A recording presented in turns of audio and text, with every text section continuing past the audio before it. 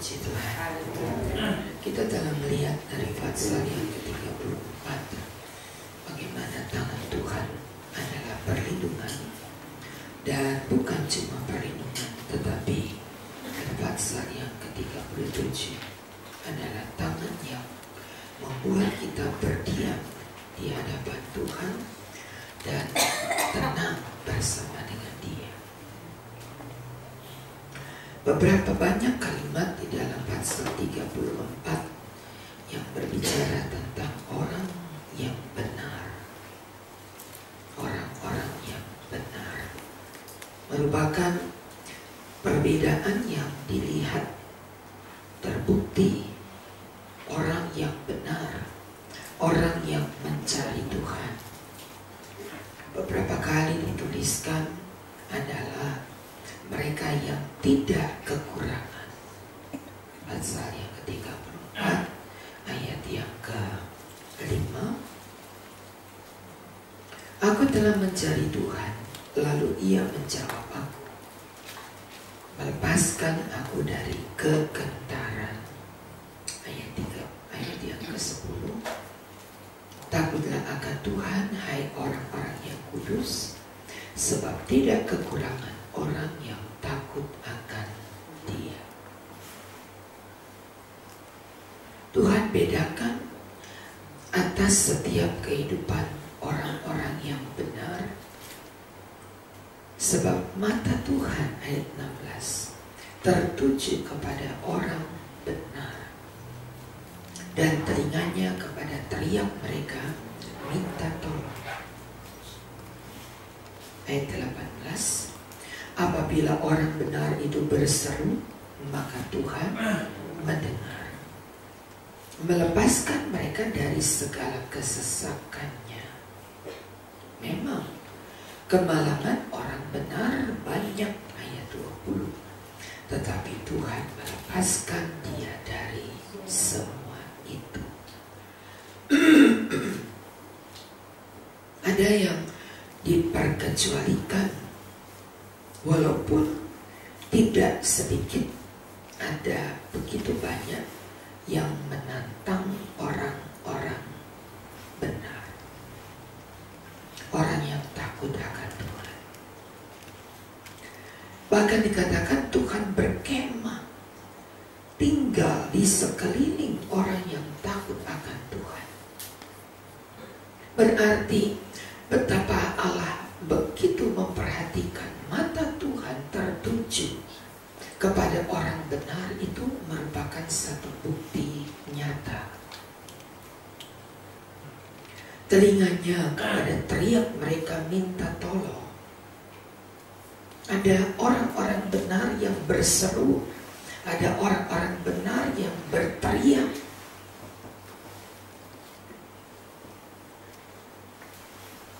Ada satu yang istimewa di ayat 21.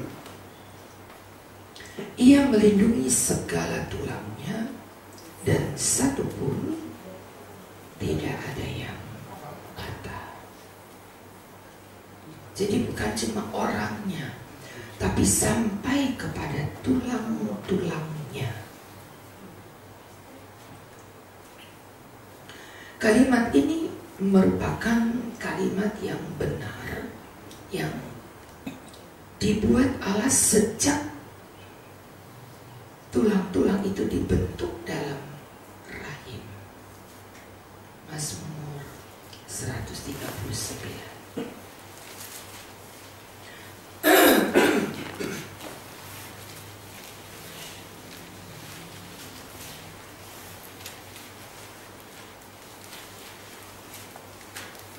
Ayat 15 berkata, tulang-tulangku tidak terlindung bagimu ketika aku dijadikan di tempat yang tersembunyi.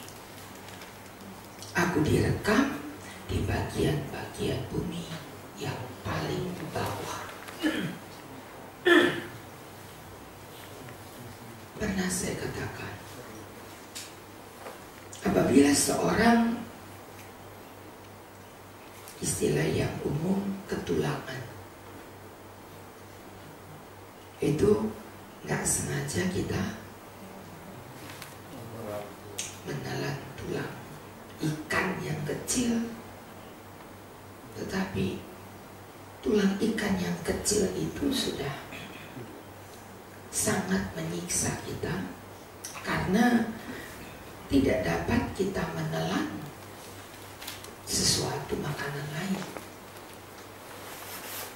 akibat tulang yang kecil yang nyangkut di tenggorokan kita. Betapa sulitnya untuk mencabutnya, mengeluarkannya dengan berbagai cara kita coba untuk dapat menolong diri kita. Karena tidak dapat dilarutkan ketika kita minum air 1 gentong. Itu tidak bisa membuat duri yang kecil itu menjadi tertelan.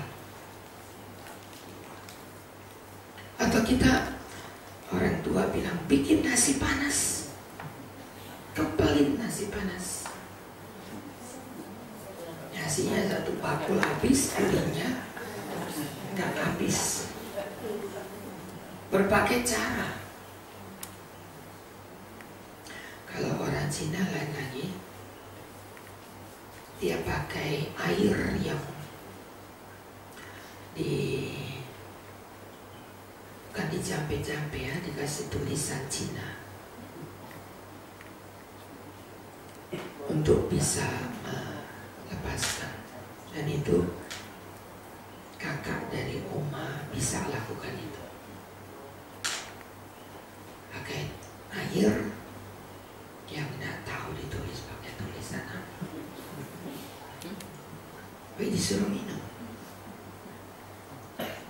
Jadi dengan berbagai cara rasanya, hanya karena tulangnya kecil, orang tidak nyaman, kayaknya ada yang nyangkut. Tetapi bagaimana mungkin di Mazmur 139, dalam rahim seorang ibu ada banyak tulang yang diletakkan Allah satu persatu. Saudara tidak pernah tahu.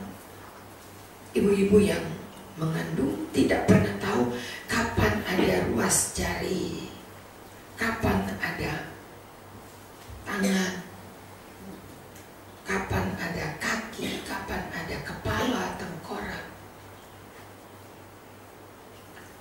Tetapi ketika 9 bulan anak itu lahir dengan tubuh yang sempurna. Dan kata sempurna itu dari batok kepala sampai ke kaki itu tulang. Dan tidak ada seorang ibu yang hamil teriak-teriak ketulangan. Besok pagi bangun, aduh tambah sakit. Lusa bangun, aduh tambah sakit. Gak ada. 9 bulan dia hidup dengan tulang-tulang yang banyak sekali di dalam rahimnya. Dia gak sakit. Betapa ajaib Tuhan yang membentuk manusia dalam rahim ibu dan merekam. Belum ditemukan kamera yang dapat dimasukkan ke dalam jantung manusia. Allah sudah punya rekam rahim. Bukan USG, lebih canggih dari USG. USG perut itu bisa lihat, oh anaknya sudah sekian minggu, sudah ada ini, sudah ada hidung, sudah ada telinga, sudah ada mulutnya. Tapi Allah punya kamera yang mendeteksi setiap tulang yang ada, bahkan lengkap dengan syaraf, lengkap semua organ tubuh yang ajaib ini dalam rahim seorang ibu yang nggak pernah tahu bagaimana cara Allah membentuknya.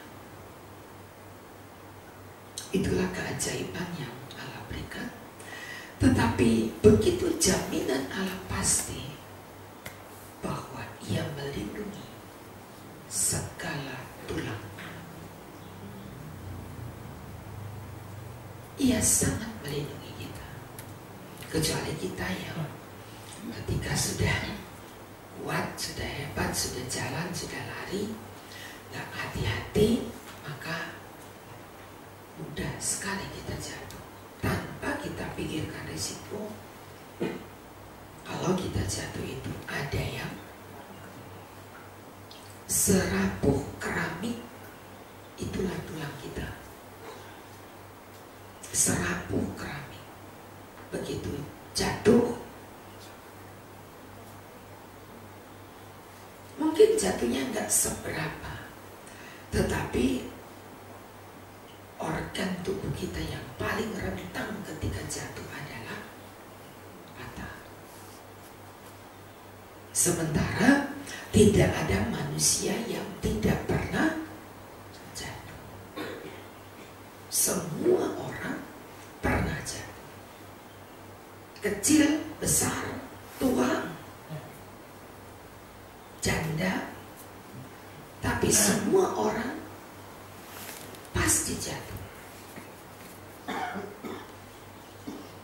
Keadaan yang tidak mungkin dihindari oleh manusia, tidak mungkin jatuh, itu nggak pernah ada. Semua orang pasti jatuh. Tapi dalam kerentangan kejatuhan manusia ada jaminan yang pasti. Orang benar dijaga tulangnya. Orang benar. Sebab itu nggak rugi saudara jadi orang benar. Bukan membenarkan diri, tapi orang yang dibenarkan oleh Allah. Kita dibenarkan adalah ketika kita diampuni dosanya. Pada waktu kita diampuni dosanya, maka kita dianggap benar oleh Allah. Karena yang merusak pandangan Allah terhadap manusia ketika dosa merusak manusia. Dan itu menjadikan pandangan Allah, Dia palingkan, gak mau lihat orang berdosa. Seperti ketika Yesus diangkat ke salib, maka Allah palingkan wajah hingga Yesus harus berteriak, Eloi, Eloi, lama sabachthani. Mengapa engkau tinggalkan? Allah palingkan, sebab Allah tidak dapat melihat. Ada dosa yang melekat pada kita, Allah nggak bisa lihat. Anaknya sendiri pun ketika berdosa dengan minum cawan dosa, Yesus yang tidak berdosa dijadikan dosa. Dan Allah palingkan wajahnya, tidak mau lihat. Dan Yesus adalah sosok manusia yang berteriak sampai ke sorga, kenapa engkau tinggalkan aku? Karena dosa. Tidak tahan Allah melihat manusia yang berdosa. Allah lihat, Allah pandangi kita, Allah perhatikan kita. Mata Allah tertuju, kita baca tadi. Tapi begitu kita berdosa, Allah palingkan wajahnya. Karena Allah tidak tahan dengan dosa. Tidak mau lihat anaknya yang tergantung itu digantung dengan dosa. Yang merupakan satu poin penting yang harus kita lihat. Mengapa Yesus mati ganti kita?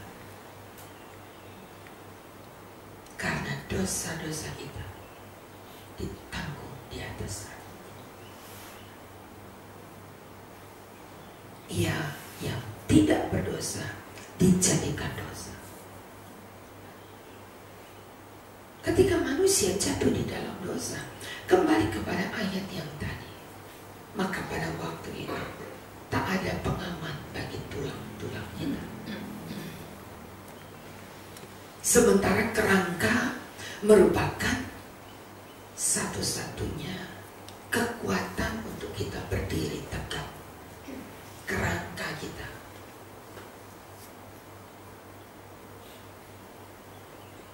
Dengan lengkap, saya lupa berapa ribu ruas tulang di dalam tubuh manusia.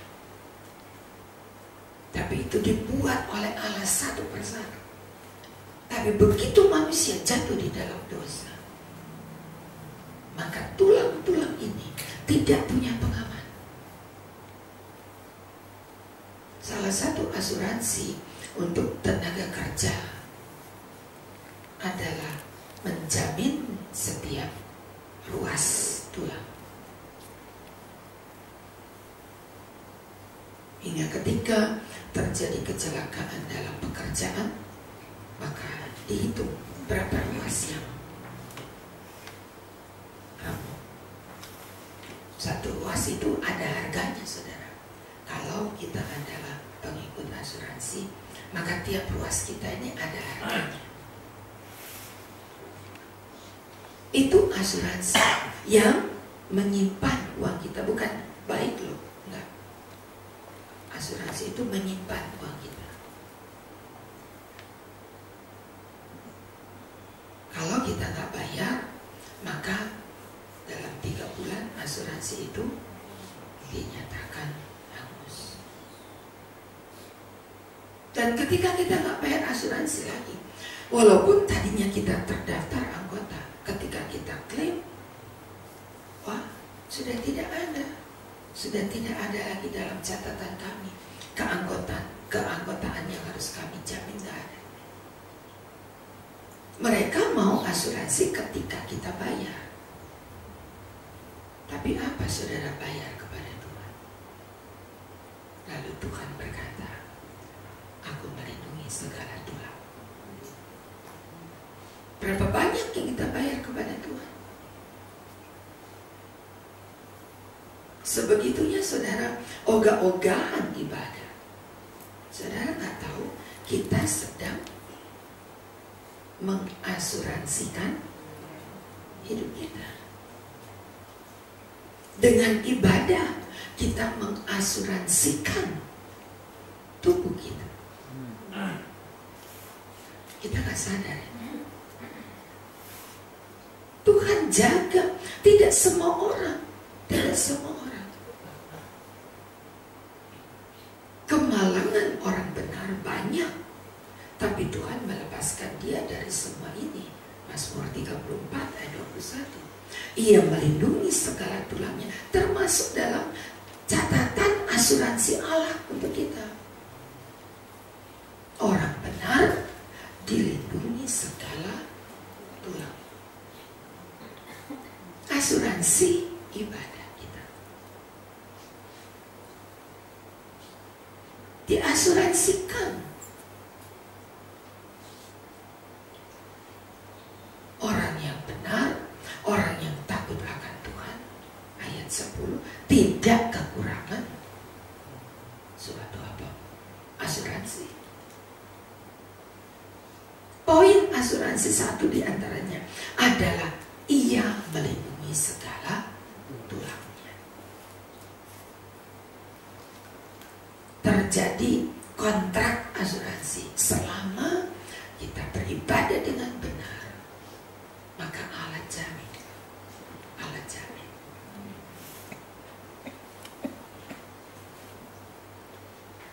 Tidak ada tulangnya yang patah. Tidak.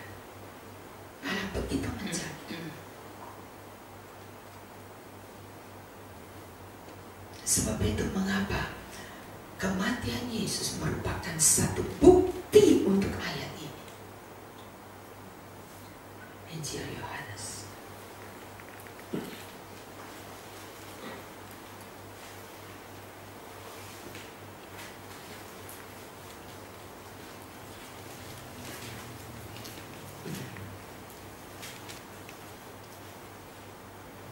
pasal 19. Dari ayat yang ke-33 kita berganti. Tetapi ketika mereka sampai kepada Yesus dan melihat bahwa ia telah mati, mereka itu adalah prajurit-prajurit yang ayat yang ke-31, 32 mematahkan kaki dari pencuri-pencuri di samping Yesus.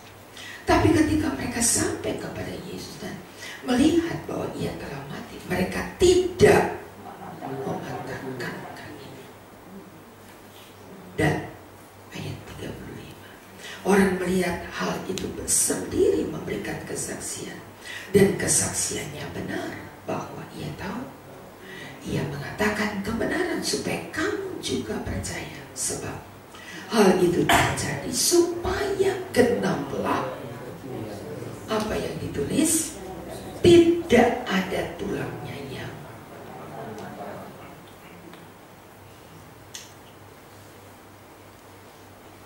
Yesus mati di atas kayu salib untuk menggenapkan. Berarti dia bisa tidak mati. Berarti Yesus bisa tidak mati di atas kayu salib, bisa. Tapi saudara lihat bahwa ia mati di atas kayu salib supaya tidak ada tulangnya yang dipatahkan. Luar biasa ya. Kematian Yesus di atas salib itu begitu detail. Dan tidak ada tulangnya yang dipatahkan. Ketika prajurit sampai, tidak boleh masuk pada hari Paskah, sebab tidak ada orang tergantung pada hari Paskah, tidak boleh. Jadi sebelum Paskah, semua orang-orang hukuman harus mati. Dan termasuk hari esok itu adalah setiap sore jam 3. Dan sebelum jam 3, prajurit itu berada di muka Yesus dan mereka temukan Yesus sudah mati.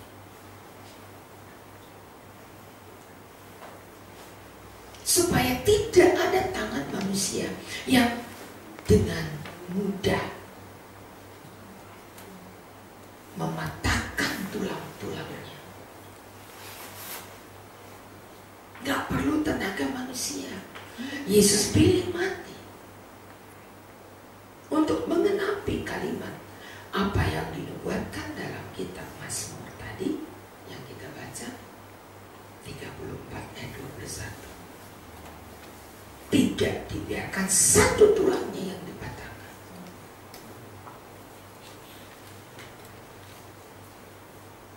Nah, apa hubungannya dengan kita?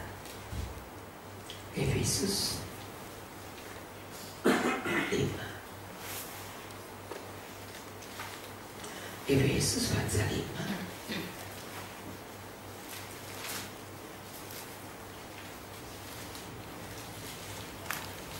ayat 3. Efesus pasal 5 ayat 30.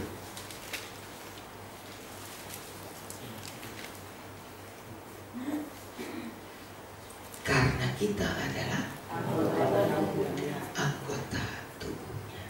Ada yang bawa HP Alkitab bahasa Inggris. Kalau ada bawa HP, iPad yang bahasa Inggris, ada?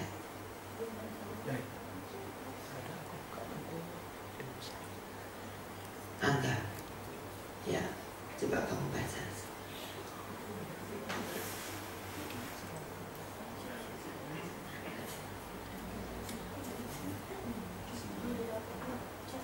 Tidak ada di Alkitab bahasa Indonesia, bahasa Batak.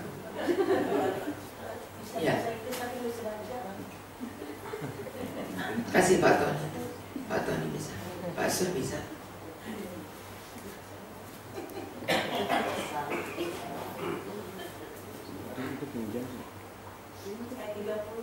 For he a member of his body of his flesh and of his bones. Ya, lebih jelas lagi. Udah ketemu? For we are members of his body, of his flesh, and of his bones. Bones.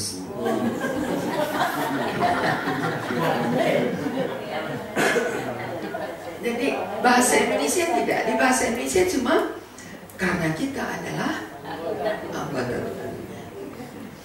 Tapi kalau di dalam bahasa Inggris, karena kita adalah anggota members, anggota dari dagingnya, of his flesh, dagingnya, dan his bones, tulang-tulangnya.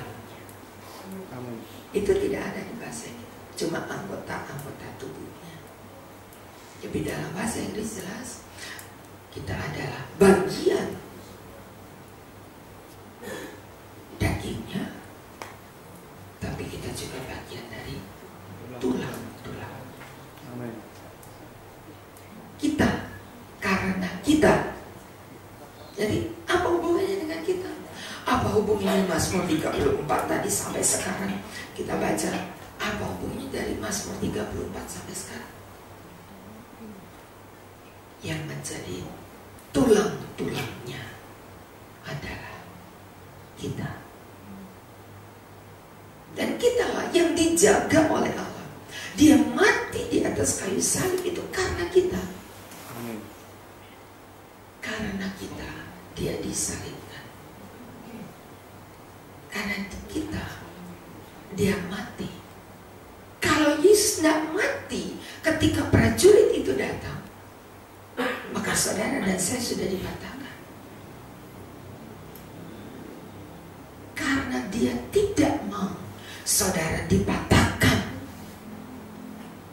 maka sebelum prajurit datang, dia mati tepat pukul 3. Jam dimana kalau lewat itu merupakan kenajisan. Jadi pada hari Paskah tidak boleh ada yang dibunuh, tidak boleh. Jadi semua harus berakhir sebelum jam 3 atau maksimal jam 3. Dan kita baca Yesus mati pukul 3. Jadi tidak ada alasan bagi kita tidak bersyukur karena salib Tuhan. Terlalu besar, terlalu ajaib. Detail sekali Allah begitu mengukur, membuat perhitungan yang tepat, nggak kurang 1 detik pun nggak kurang. Kalau jam 3 itu Yesus nggak mati,